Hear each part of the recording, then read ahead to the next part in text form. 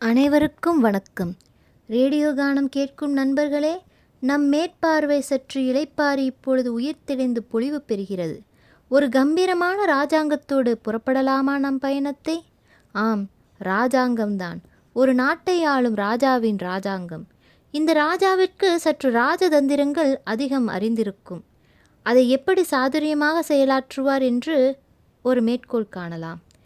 தன் எதிர்நாட்டு அரசன் குளிப்பறிக்கிறான் என்று தெரிந்தும் அவனோடு நட்பு கொண்டு அவன் குள்ளநரிக்கு ஒரு குள்ளநரியை வைத்து எதிராளியை வீழ்த்துவது ராஜதந்திரம். இது ஒரு பக்கம் இருக்கட்டும். அவன் குடும்ப வாழ்க்கைக்கு வந்தால், சாதுரியமான அரசனுக்கு ஒரே ஒரு பெண் வாரிசு. அப்பெண்ணோ பெண்மையின் மென்மையை முழுமையாக பெற்றவள். ஆனால் இராஜாங்கத்திற்கு அது விதிவிலக்குத்தானே. அப்பொழுது என்ன செய்ய வேண்டும்?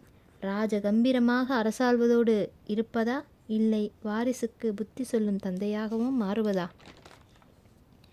கம்பீரமாக அரசாளத்தான் வேண்டும், அது முக்கியம்தான். ஆனால் தன் முழு திறமையையும் இராஜாங்கத்தையும் ஒருவருக்கு ஒப்படைக்க வேண்டும். மகளை தயார்படுத்தும் பணி ஆரம்பித்தது. தன் திறமை முடியாமல் ஒரு வாரிசு உருவாக்க சற்று சிரமம் எடுத்தார். பலனோ, புலி 8 அடி என்றால் குட்டி 16 அடி பாய்கிறது. வேடிக்கையாக உள்ளதல்லவா?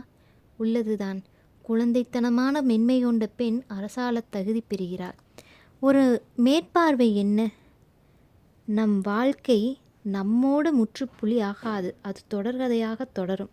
அது வெகுளித்தனமாக அல்லாமல் சற்று வேங்கைத்தனமாகவும் இருக்கலாம் அல்லவா என்று கூறி விடைபெறுகிறேன்.